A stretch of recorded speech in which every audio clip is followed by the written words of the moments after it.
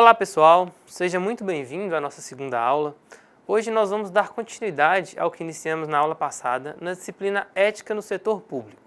Só para lembrar, na aula passada nós vimos o que é a ética, vimos também a moral e os tipos de moral, estudamos o que são valores, discutimos por que estudamos a ética e fizemos ainda uma comparação entre a ética e a lei. E terminamos a nossa aula falando sobre conduta ética, sobre ter ou não princípios éticos. Vocês estão lembrados, não é mesmo?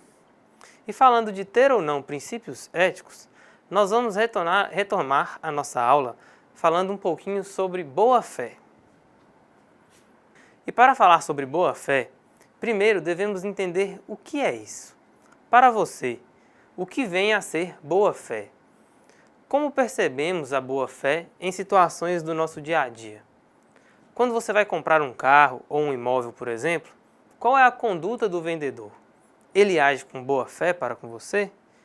O carro que você está comprando realmente está de acordo com o que foi oferecido? Ou um imóvel que compramos realmente tem tudo o que foi anunciado? Na verdade, nem sempre é isso que acontece, não é mesmo? Muitas vezes nos deparamos com situações onde o produto ofertado é bem diferente do produto real. Ou às vezes é maquiado para parecer melhor do que realmente é. É muito comum ouvir dizer que os vendedores de carro adulteram o odômetro de um veículo para revendê-lo, diminuindo a quilometragem registrada, para enganar o comprador e mostrar que o carro é mais novo do que realmente é. Ou mesmo que o carro passou por uma guaribada antes da revenda. Guaribada significa dar uma arrumada superficial, uma ajeitada, onde o carro é todo arrumado. Realmente, tiram-se todos os detalhes, manchas, etc., de maneira que o carro pareça mais novo do que ele realmente é. E todas essas são ações feitas para se vender gato por lebre. Como assim, professor? Vender gato por lebre? Vender gato por lebre é uma expressão que muitos de vocês devem conhecer, significa ser enganado por algo ou alguém que pensa que é uma coisa e na realidade é outra. Você compra um produto pensando que ele é bom, mas na verdade ele é ruim. Ou você ajuda a eleger um político, pensando que ele vai trabalhar pelo povo, mas na verdade ele é mais um político corrupto. Todas essas situações ocorrem com pessoas que agem de má fé, ou seja, elas não têm boa fé em suas ações. Então, voltando à pergunta, o que vem a ser boa fé? Ao dicionário, boa fé é ter a convicção de agir ou portar-se com justiça e lealdade com relação a alguém. No Código Civil de 2002, o princípio da boa-fé está expressamente contemplado. O então ministro do STJ, Paulo de Tarso Sanseverino, explica que a boa-fé objetiva constitui um modelo de conduta social ou um padrão ético de comportamento que impõe concretamente a todo cidadão que nas suas relações atue com honestidade, lealdade e probidade.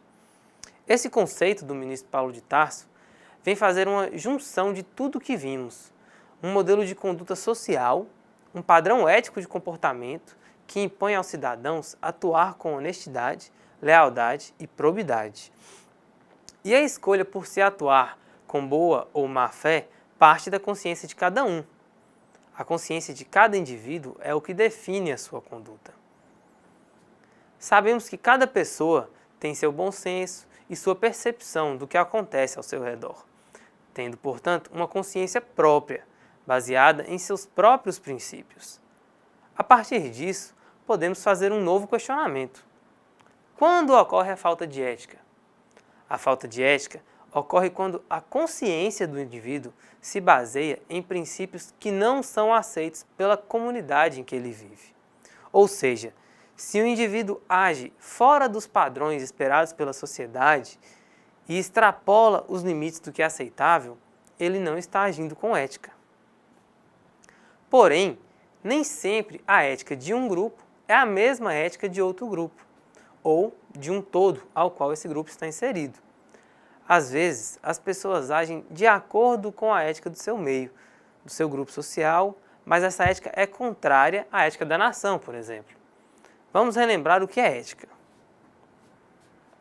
Isrow apresenta um conceito de ética. Para ele, a ética é um estudo dos fatos sociais, ou seja, relações entre agentes historicamente definidos. A ética é o conhecimento científico dos fatos morais. Então, segundo o autor, são os fatos sociais e o contexto histórico que criam e delimitam as ações éticas. As escolhas individuais consideram suas avaliações sobre o bem e o mal, sobre o que é certo e o que é errado. Às vezes, o que é bom para uma pessoa é ruim para outra, e às vezes pode ser bom para ambas. Ele afirma que a ética é o conhecimento científico dos fatos morais. Isso nos traz de volta a outro conceito importante, que é o conceito de moral. Vamos relembrar o que é moral? Moral, para Hills, é um conjunto de normas e regras que são destinadas a regular as relações dos indivíduos em uma comunidade social dada. Estas normas e regras se sustentam nos valores criados pelos sujeitos em suas relações entre si e com a natureza, ou seja, normas e regras que regulam as relações em uma sociedade. E estas normas e regras se baseiam nos valores criados nas relações existentes entre as pessoas. E qual a influência desses valores, da sua moral e da sua ética no comportamento das pessoas? O comportamento das pessoas é resultado de decisões tomadas a todo momento. Cada ação que você tem é baseada em alguma decisão. A simples decisão de ir ou não à aula, de prestar ou não atenção ao que o professor está falando, de conversar ou não com o colega durante a aula, de fazer ou não os exercícios propostos. Em suma, toda ação que realizamos parte de uma decisão. E às vezes, essas decisões se relacionam com dilemas éticos. Na apostila do curso, temos um exemplo interessante do dilema ético, que é o dilema de Salomão. Só para contextualizar, Salomão foi um rei de Israel que é conhecido pela grande sabedoria, prosperidade abundante, bem como por um longo reinado sem guerras. Sem mais delongas, vamos à história.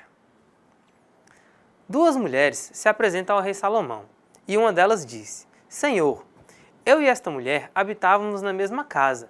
Durante a noite, estando a dormir, sufocou o filho e aproveitou-se do meu sono, pôs o filho adormecido junto de si e colocou aos meus pés o seu filho que estava morto. De manhã, olhando de perto para ele, vi que não era o meu filho. A outra mulher interrompeu: Não, o meu filho é o que está vivo, o teu morreu. A primeira replicou: Não, o teu é o que morreu, o que está vivo é o meu. E continuaram a disputar. Então o rei disse: Trazei uma espada, dividi em duas partes o menino que está vivo, e dai metade a cada uma. Cheia de amor ao seu filho, a mulher cujo filho estava vivo suplicou: Senhor, peço-vos que lhes deis a ela o menino vivo, e não o mateis. A outra, pelo contrário, dizia: Não seja para mim nem para ti, mas divida-se. Então Salomão disse: Dai à primeira o menino vivo, porque ela é a verdadeira mãe. Assim, todo o povo de Israel soube que a sabedoria de Deus assistia ao rei para julgar com retidão. Nesse episódio bíblico, temos um exemplo de um dilema que envolve a mãe verdadeira, que tinha que decidir entre ver o seu filho morto ou vê-lo entregue para outra mulher. Ou seja, nenhuma das duas alternativas satisfaria o seu desejo. Porém, ela preferiu ver o filho vivo, ainda que com outra mulher, do que ver o filho morto. E percebendo seu amor, o rei Salomão não teve dúvidas em afirmar que ela era a verdadeira mãe. É por isso que se fala em sabedoria de Salomão, para resolver situações difíceis. Mas e no nosso dia a dia? Como tomamos as nossas decisões? Também devemos ter sabedoria para tomar as decisões a todo momento, seja no âmbito profissional ou pessoal. Cada decisão que tomamos pode gerar consequências distintas. Devemos sempre considerar os fatores envolvidos, pensar não apenas no lado profissional ou financeiro, mas em todas as variáveis, considerar família, amigos e até mesmo a nossa felicidade quando tomamos uma decisão importante. E o que pode ser feito para auxiliar na formação do caráter das pessoas? Para ajudar a criar cidadãos conscientes de seus direitos e deveres. O Ministério da Educação vem reforçando o compromisso com a formação do cidadão nas escolas e, para isso, adota o tema Ética e Cidadania, construindo valores na escola e na sociedade. Pois bem, o conceito de ética nós já conhecemos, mas precisamos entender o que é cidadania, para compreender o que essa proposta significa. Podemos dizer que cidadania é o exercício dos direitos e deveres civis, políticos e sociais estabelecidos na Constituição. Uma boa cidadania implica que os direitos e deveres estão interligados e o respeito e cumprimento deles contribuem para uma sociedade mais equilibrada. A pessoa que exerce a cidadania tem consciência de seus direitos e obrigações e luta para que sejam colocados em prática. E temos ainda uma outra visão sobre cidadania. Para Rios, o profissional que exerce seu trabalho em organização também desempenha seu papel como cidadão, na medida em que compartilha a convivência numa comunidade para a qual tem responsabilidade. A cidadania está relacionada à solidariedade. Mas de que maneira a cidadania ocorre? A cidadania, como a autora disse, está relacionada à solidariedade do indivíduo, mas não apenas à solidariedade com o próximo, mas também com a gestão pública do local em que reside, trabalha ou por onde passa. Como assim, professor? Vamos dar um exemplo. Quem vive em uma cidade é solidário com a gestão do município, através do pagamento de impostos. A cidade usa o valor arrecadado com esses impostos para promover o funcionamento do transporte público, por exemplo, a via pública, a saúde pública, a escola pública, etc. Sem essa receita, esses serviços estão comprometidos. Além disso, o cidadão deve se preocupar com a preservação dos bens públicos, pois, como cidadão, é ele mesmo quem usufrui desses bens. Devemos, portanto, zelar do patrimônio que utilizamos, pois ao fazer isso, estamos cuidando de algo que é nosso, de toda a sociedade. Inclusive, na Constituição da República de 1988, estão previstos os direitos e deveres dos cidadãos. Vamos ver quais são eles? Primeiro, os deveres, né? Sempre vem primeiro a obrigação.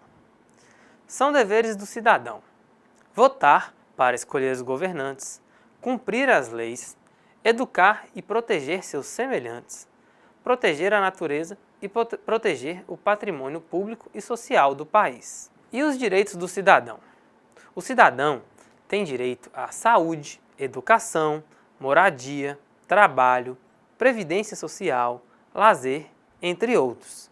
O cidadão é livre para escrever e dizer o que pensa, mas precisa assinar o que disse e escreveu. Todos são respeitados na sua fé, no seu pensamento e na sua ação na cidade. O cidadão é livre para praticar qualquer trabalho, ofício ou profissão, mas a lei pode pedir estudo e diploma para isso. Só o autor de uma obra tem o direito de usá-la, publicá-la e tirar cópia, e esse direito passa para os seus herdeiros. Os bens de uma pessoa, quando ela morrer, passam para os seus herdeiros. Em tempos de paz, qualquer pessoa pode ir de uma cidade para outra, ficar ou sair do país, obedecendo à lei feita para isso. Mas não são apenas os cidadãos que são cobrados a agir com cidadania. Cada vez mais se observa que as organizações estão sendo cobradas pela sociedade para se comprometerem na promoção da cidadania organizacional, através de práticas socialmente responsáveis, fornecendo, por exemplo, condições favoráveis para trabalho, remuneração justa, preservação do meio ambiente, ações como fomento à cultura, auxílio a instituições ou comunidades carentes, etc. Existem, por exemplo, leis de incentivo à cultura, onde as empresas recebem alguma isenção de impostos quando patrocinam eventos culturais. Então, as empresas também são cobradas em sua responsabilidade social e devem dar uma resposta à sociedade para manter a sua reputação e visibilidade. Vimos com isso a importância da cidadania, que é prevista até na nossa Constituição. E assim, fechamos mais um tópico. Em nosso próximo assunto, veremos a ética sob um enfoque na cultura. Nesse contexto, estudaremos a multiculturalidade. Isso mesmo, pessoal, multiculturalidade. Mas o que vem a ser isso? Antes de entender o que é multiculturalidade, vamos nos aprofundar um pouco nos conceitos de cultura. Nas ciências sociais, cultura é definida como um conjunto de ideias, comportamentos, símbolos e práticas sociais, aprendidos de geração em geração através da vida em sociedade, seria uma espécie de herança social. E podemos dizer que é um mecanismo cumulativo. Mas por que cumulativo? Porque as modificações trazidas por uma geração passam para a próxima geração, onde vai se transformando, perdendo e incorporando outros aspectos, procurando assim melhorar a vivência das novas gerações. Podemos dizer que cultura significa todo aquele complexo que inclui o conhecimento, a arte, as crenças, a lei, a moral, os costumes, todos os hábitos e aptidões adquiridos pelo ser humano, não somente em família, mas também por fazer parte de uma sociedade da qual é membro.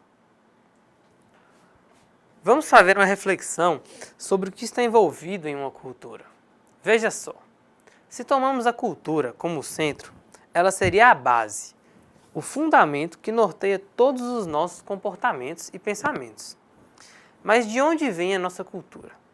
A nossa cultura é moldada com base em fatores históricos, na nossa criação, na nossa convivência, etc. E quais os fatores são significativos ou o que exerce influência nela? Esses fatores são a ética, a moral, os valores e até mesmo a nossa cidadania. Todos esses são temas que já abordamos na nossa aula, não é mesmo?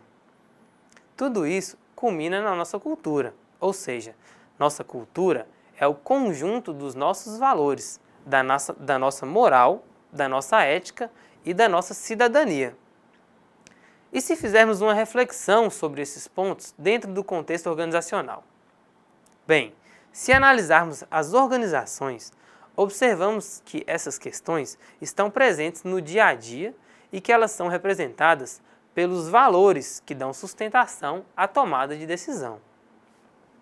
Então, voltando ao nosso foco, dentro do serviço público, a cultura que devemos estudar é a cultura organizacional.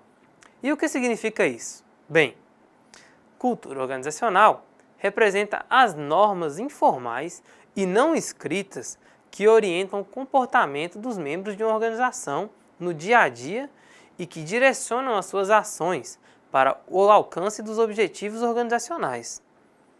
Cada organização possui sua cultura organizacional e é ela que define a missão e provoca o nascimento e o estabelecimento dos objetivos da organização.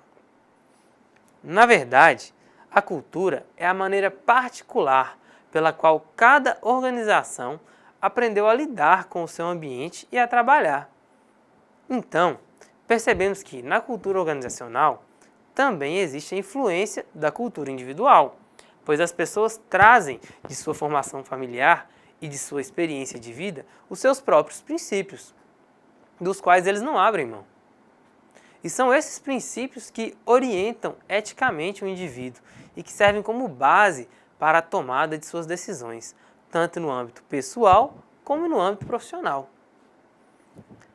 Cabe aos gestores combinar as características individuais dos servidores com o contexto cultural do ambiente que a organização está inserida e com a sua própria cultura organizacional.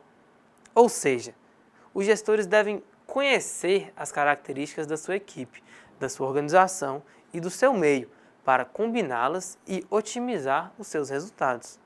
Sendo que, em muitas oportunidades, é a cultura organizacional que vai moldar o comportamento das pessoas que trabalham na organização.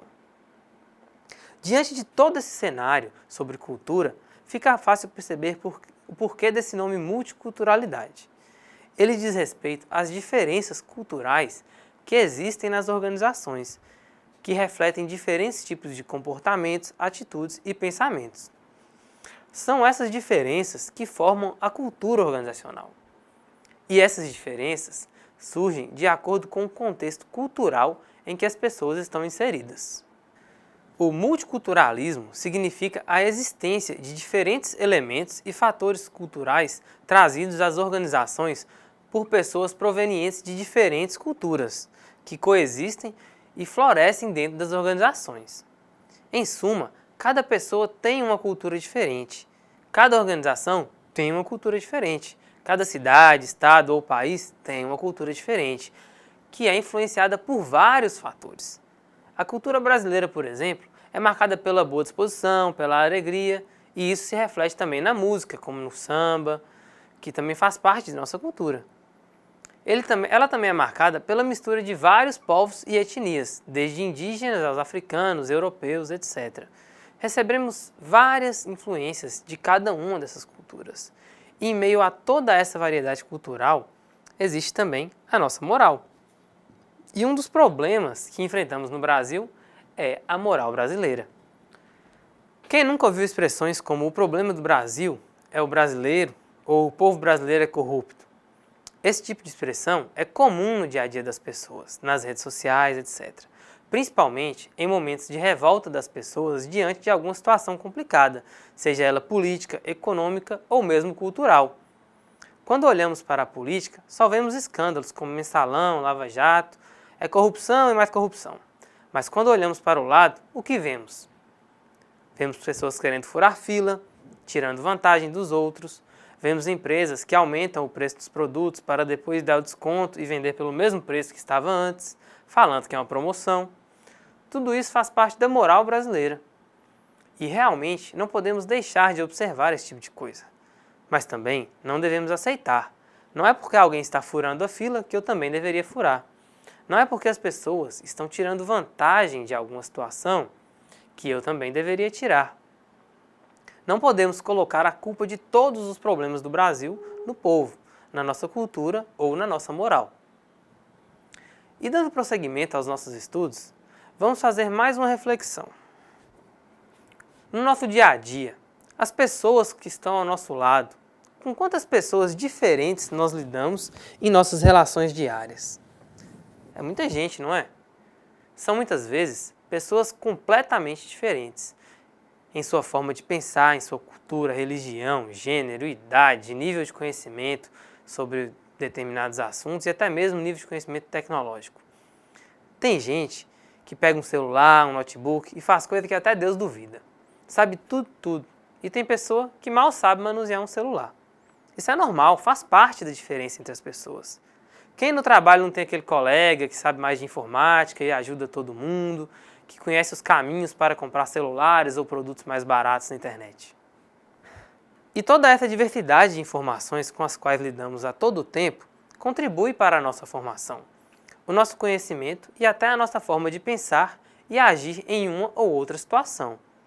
Muitas vezes nos deparamos com discussões entre ideais, um que defende o PT, o outro que defende o PSDB, o terceiro que defende a intervenção militar. Ou então, quando o assunto é religião, sempre haverão pessoas de religiões diferentes que, muitas vezes, agem de maneiras diferentes das demais em função de sua religião. Quando ocorre um embate teológico entre as pessoas, estamos agregando informações ao nosso cérebro, aumentando o nosso conhecimento. E quando percebemos a importância disso para o nosso crescimento profissional e pessoal, percebemos o quanto é importante conviver com pessoas diferentes de nós. E diante desse cenário de diversidade, percebemos que há alguns anos tem acontecido um movimento muito forte nas organizações, no sentido de saber conviver e fazer respeitar as diferenças entre pessoas, como contraponto à padronização. A legislação brasileira, inclusive, estabelece cotas para que as organizações contratem pessoas com deficiência. E falando dessa grande diversidade cultural que existe em nosso país, temos que abrir um parêntese para a influência africana em nossa formação racial e cultural, percebida em várias manifestações, como música, pintura, culinária, religião, entre outros. Essa influência vem desde os tempos da descoberta do Brasil, nos tempos onde existia a escravidão e os negros foram trazidos ao Brasil. Muita coisa mudou desde então com o fim da escravidão e a integração dos negros na sociedade, mas ainda há muito o que se fazer para acabar de vez com a discriminação racial no Brasil. Há vários estudos que indicam essa melhora e várias são as ações com vistas a contribuir para tal. Há uma preocupação mundial em respeito à diversidade, pela promoção do ambiente saudável de relacionamento de todas as pessoas, independente do seu credo, etnia, gênero, idade, local de nascimento, maneira de pensar, etc. Aqui nós temos alguns quadros que mostram o desenvolvimento da educação entre as etnias em nosso país, comparando os anos de 92 e 2008. Esses quadros vocês encontrarão na página 37 da apostila do curso, ok? Primeiro, nós temos a evolução do percentual de pessoas no ensino fundamental no Brasil por etnia, considerando pessoas de 7 a 14 anos. Então, no ano de 1992, 75,3% dos negros ou pardos cursavam o ensino fundamental no Brasil. Em 2008, esse percentual já chegava em 94%. Em relação aos brancos, em 92, eram 87,5% de brancos no ensino fundamental e em 2008, 95,4%. Em relação à evolução do percentual de pessoas no ensino médio, considerando a idade entre 15 e 17 anos, em 92, 9,2% dos negros ou pardos cursavam o ensino médio. Em 2008, esse percentual chegou a 42%. Já em relação aos brancos, esse percentual era de 27,1% e em 2008 chegou a 61%. Então, podemos ver que alguma coisa foi feita para melhorar esses quadros através de ações do governo para diminuir essas diferenças, como, por exemplo, programas sociais como o Bolsa Família. Além disso, tem havido um movimento de incentivo ao ingresso de negros em faculdades e também no serviço público. Vocês sabiam que hoje em dia, tanto nos concursos públicos quanto nos vestibulares, existem as cotas de acesso com vagas não apenas para pessoas portadoras de necessidades especiais, mas também para negros e índios? Tudo isso no sentido de reduzir as desigualdades sociais. A cota para negros em concursos surgiu no ano de 2014 através da Lei 12.990, de 9 de junho de 2014, sancionada pela presidente Dilma Rousseff, que prevê em seu caput reserva aos negros de 20% das vagas oferecidas nos concursos públicos para provimento de cargos efetivos e empregos públicos no âmbito da administração pública federal, das autarquias, das fundações públicas, das empresas públicas e das sociedades de economia mista controladas pela União. Então, a partir desta data, vocês podem observar que todo o concurso público para a administração federal já prevê em seu edital as vagas destinadas a negros, às quais poderão concorrer os candidatos que se autodeclararem pretos ou pardos no ato da inscrição no concurso público, conforme quesito de cor ou raça utilizado pelo Instituto Brasileiro de Geografia e Estatística, IBGE.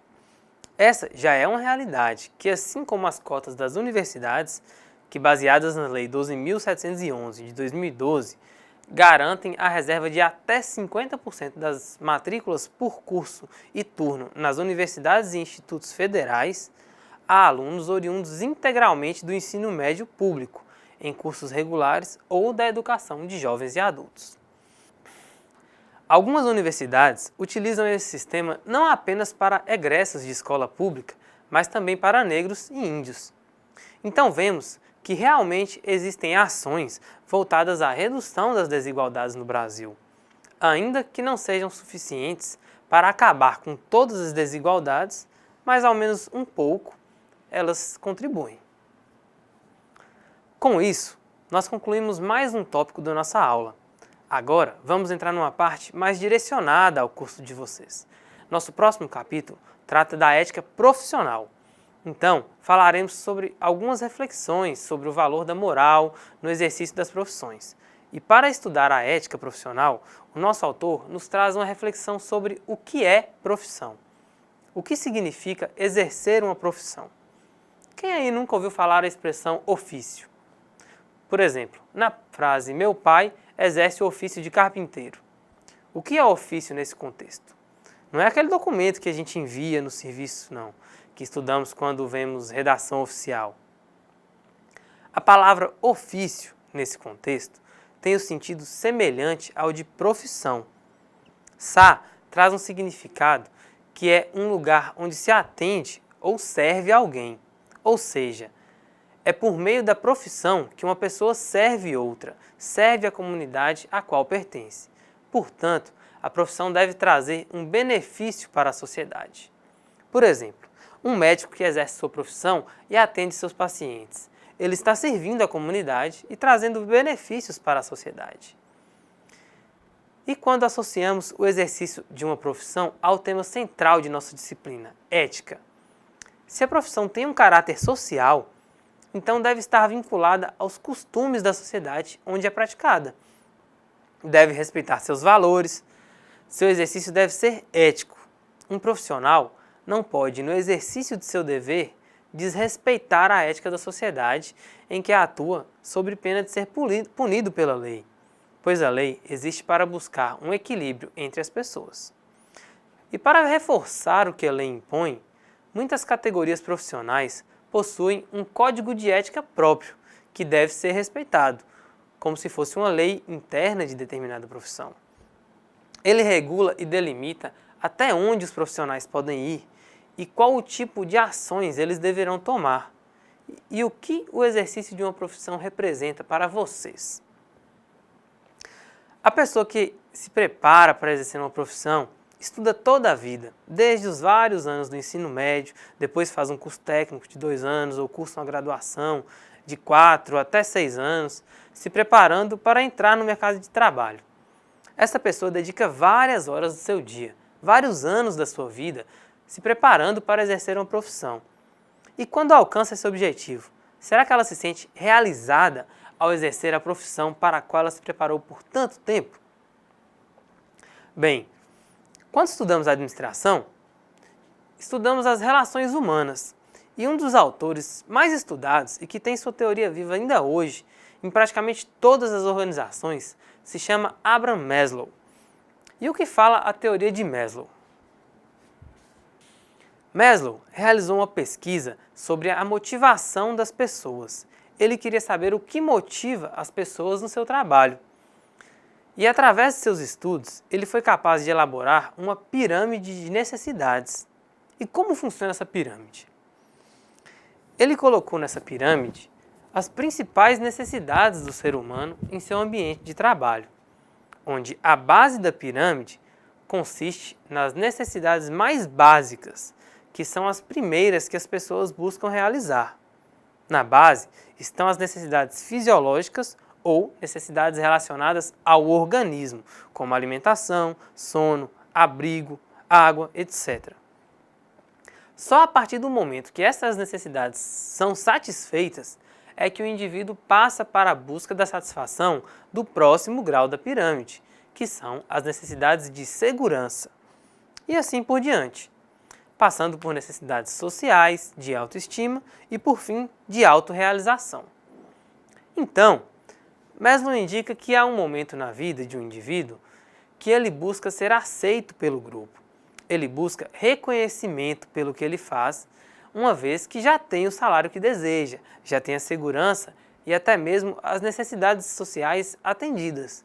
Por fim, ele busca o status.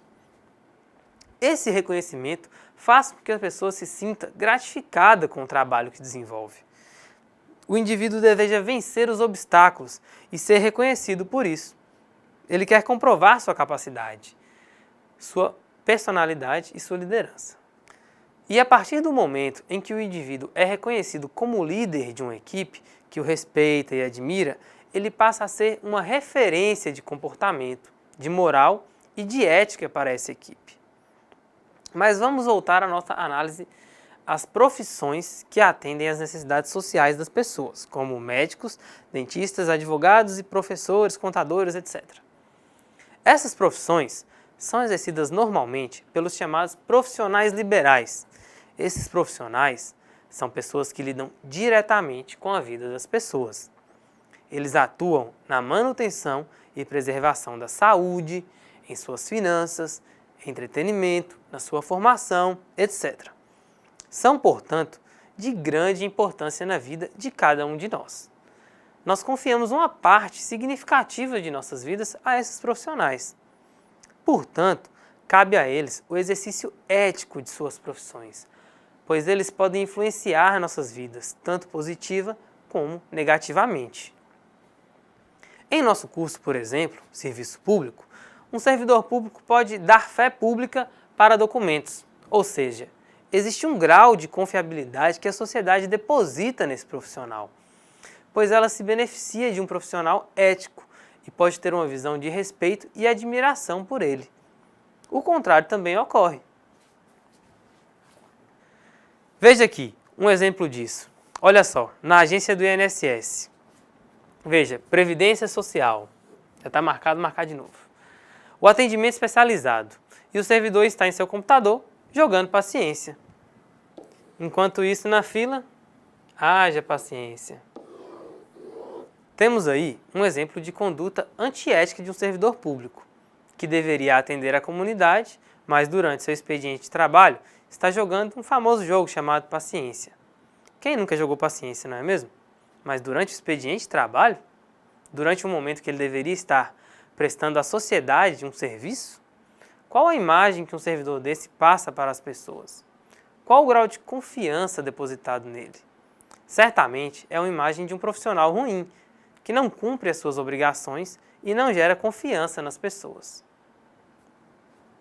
Neste sentido, Sá reforça: os benefícios que os profissionais propiciam cumprindo as responsabilidades de seus trabalhos passam a dar-lhes notoriedade, ampliando o grau de satisfação em relação a eles e quase criando uma obrigação de retribuição moral por parte dos beneficiados.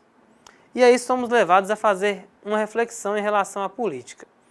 Quantos profissionais liberais, tipo médicos, advogados, chegam a ocupar cargos públicos? Ou mesmo hoje em dia, quantos pastores, que são pessoas com uma visibilidade perante a sociedade? Muitas vezes, essas pessoas não têm nenhum histórico na vida pública, nenhuma formação política, mas conseguem se eleger pela sua notoriedade, pela forma como são vistos perante a sociedade. É como se o eleitor se sentisse na obrigação de retribuir a esses profissionais todo o bem que fizeram durante o exercício de suas profissões. Voltando às organizações, praticamente toda organização, para existir, tem a necessidade de um administrador. Ainda que essa pessoa não seja realmente uma pessoa com um diploma de administração, mas é necessário que exista a figura do administrador, aquela pessoa que toma as rédeas da organização. Porém, quando falamos em administrador, normalmente existem 3 níveis estratégicos dentro das organizações. Vamos analisar cada um deles? São os níveis estratégico, ou de alta direção, tático, que são as gerências, ou operacional, que são todos os demais. E, segundo Kevenato, o profissional que ocupa esses níveis deve ter habilidades humanas, técnicas ou conceituais com mais ou menos ênfase, de acordo com o nível ocupado.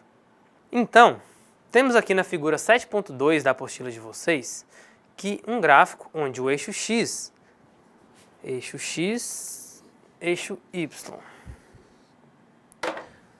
O eixo X representa as habilidades necessárias e o eixo Y representa os níveis administrativos. Então vejamos. Nível operacional. Verificamos que é o nível onde a necessidade de habilidades técnicas é maior. Também são necessárias habilidades humanas e um mínimo de habilidades conceituais. Já no nível intermediário, ou tático, que é representado pelas gerências, percebemos que a habilidade predominante é a habilidade humana, sendo necessária um certo conhecimento técnico e conceitual. E por fim, o nível estratégico, que são os altos executivos das empresas, onde a necessidade de habilidades conceituais tem seu maior ponto, sendo também necessárias habilidades humanas e um mínimo de conhecimento técnico. Dificilmente veremos em uma grande empresa os ocupantes do nível estratégico colocando a mão na massa e executando tarefas do nível operacional. Há algum tempo vem sendo exibido em um telejornal uma matéria onde os altos executivos das empresas se disfarçam e vivem um dia de trabalhador em sua própria firma, executando tarefas básicas no chão de fábrica, vivenciando o que seus funcionários vivem no dia a dia. É uma matéria interessante, pois mostra essa diferença, que apesar de estar no topo da empresa, esses executivos muitas vezes não têm a menor habilidade ou conhecimento do que acontece no nível operacional. Fica evidente que eles dependem realmente do bom desempenho de todos os seus funcionários. E é assim que cada um, na sua área, cada um com a sua competência, que uma empresa funciona e que as engrenagens giram e se completam. Um detalhe importante que podemos perceber é que, apesar das diferentes necessidades de cada uma das habilidades, cada nível abordado, a única que apresenta uma necessidade elevada em todos os níveis de habilidades é a habilidade humana.